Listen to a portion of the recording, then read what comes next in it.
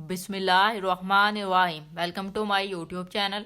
अस्सलाम वालेकुम class first year. Video start करने से पहले आपसे रिक्वेस्ट है, अगर आपने मेरे चैनल को सब्सक्राइब नहीं किया तो प्लीज़ चैनल को सब्सक्राइब करें। तो आज हम करेंगे unit number 6 exercise 6.9 question number 10 to 12। So start करते हैं जी। क्वेश्चन नंबर 10 देखें हमारे पास।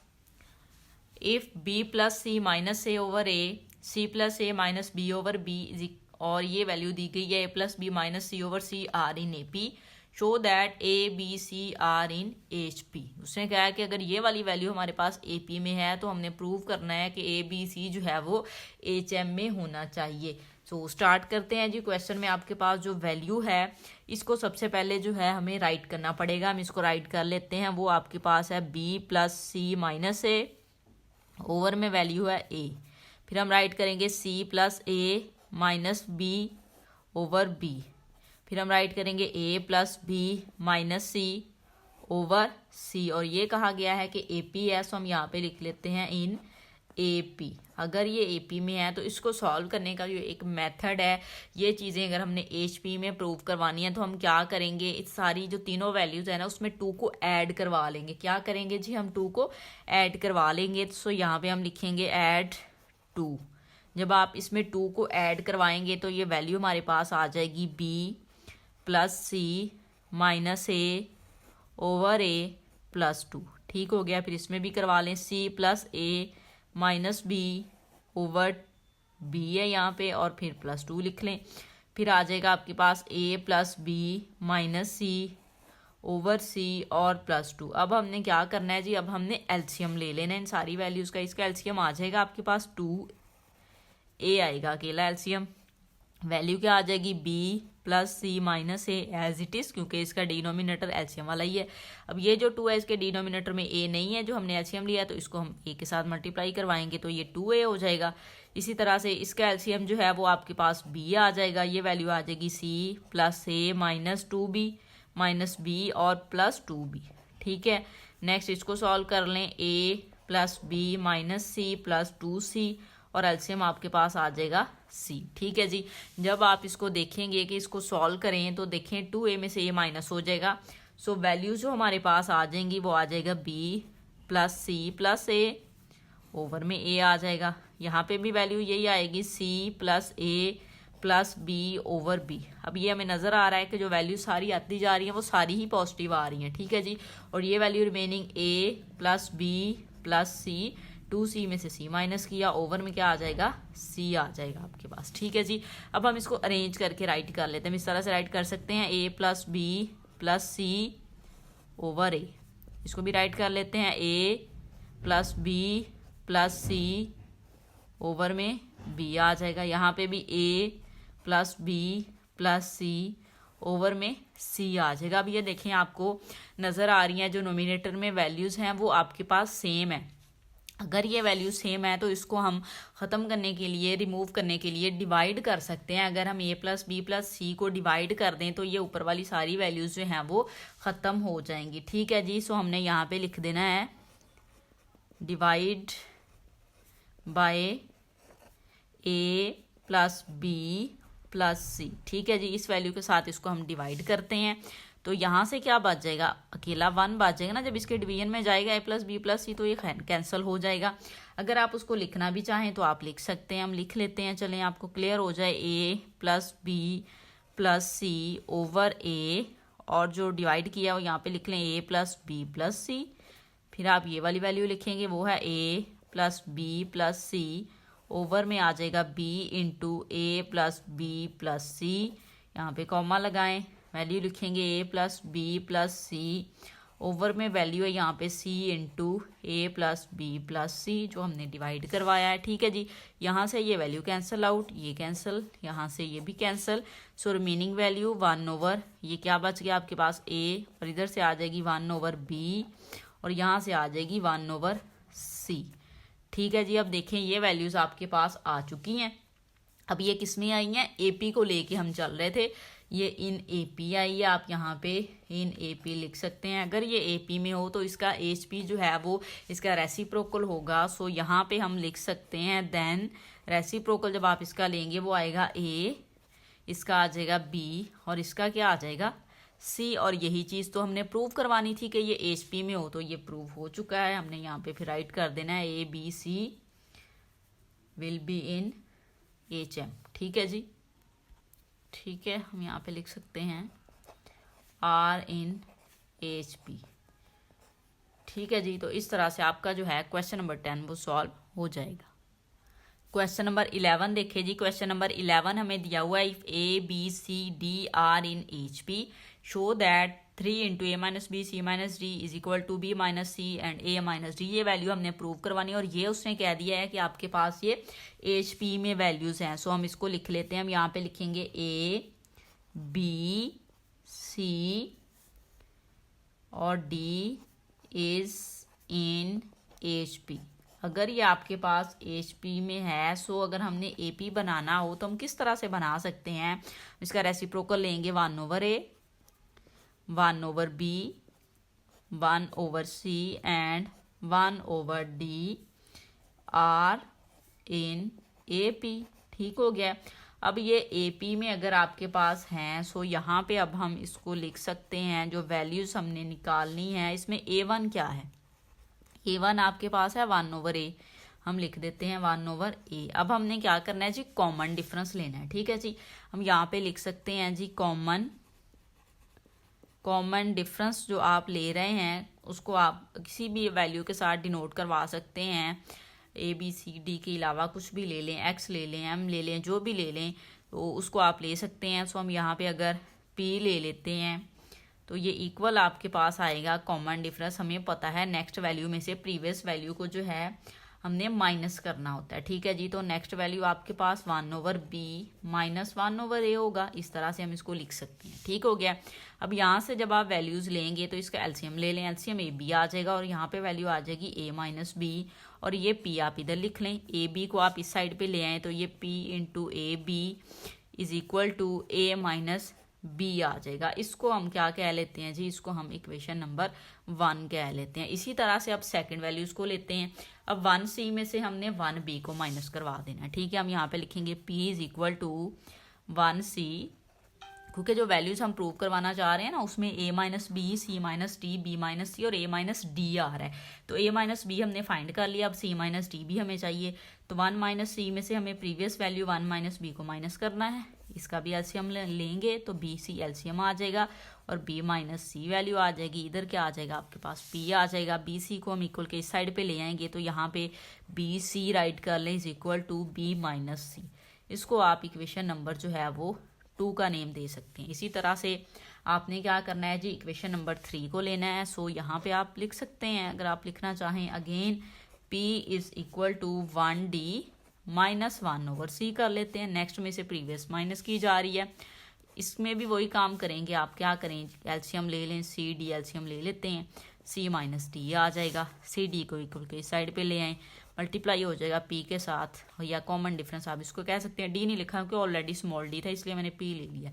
यहाँ पे आप C माइनस D लिख लें और इसको आपने क्या कहना है जी, इक्वेशन नंबर 3 का नेम दे लेना है। ठीक हो गया। अब हम चलते हैं जी नेक्स्ट पेज पे।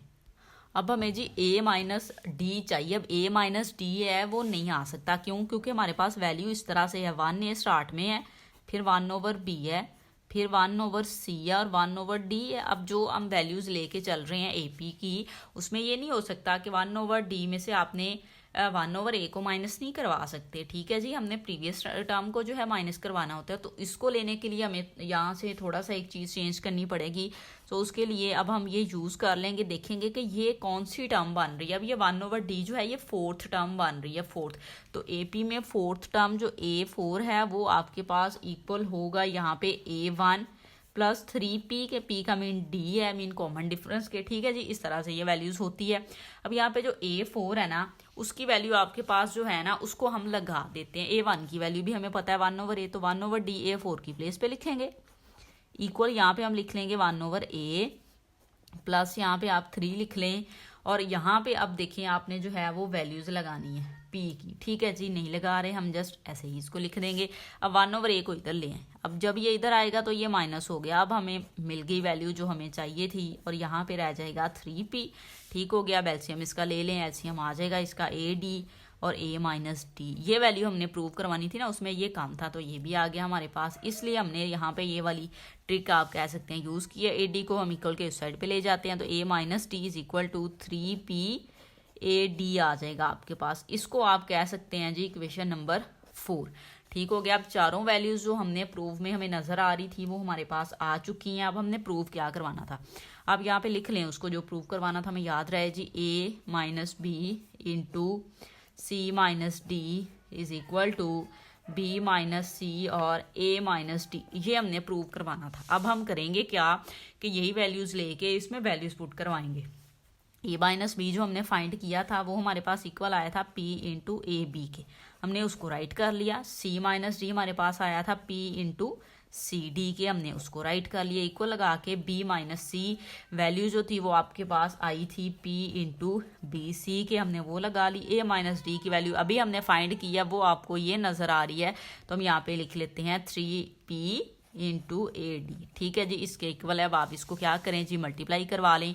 ये वैल्यू स्टार्ट में 3 आ जाएगा, ये आपको नज़र आ रहा है p स्क्वायर है, और साथ में ए बी सी डी आ जाएगा। A B C D is equal to, यहाँ पे भी देखें ये 3 स्टार्ट में आ गया, और ये p इस p के साथ मल्टीप्लाई होके p स्क्वायर हो गया।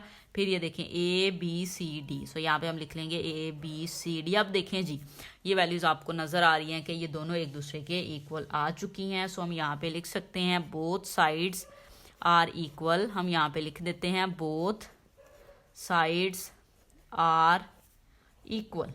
ठीक है जी, हैंस प्रूव्ड, हैंस प्रूव्ड। तो इस तरह से जो है आपका क्वेश्चन नंबर 11 भी सॉल्व हो जाएगा।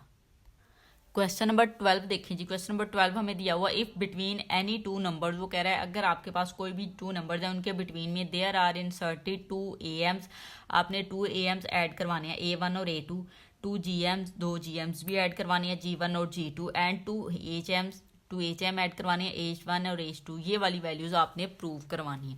सो सबसे पहले तो जो 2 नंबर्स हैं वो हमें लेट करने पड़ेंगे।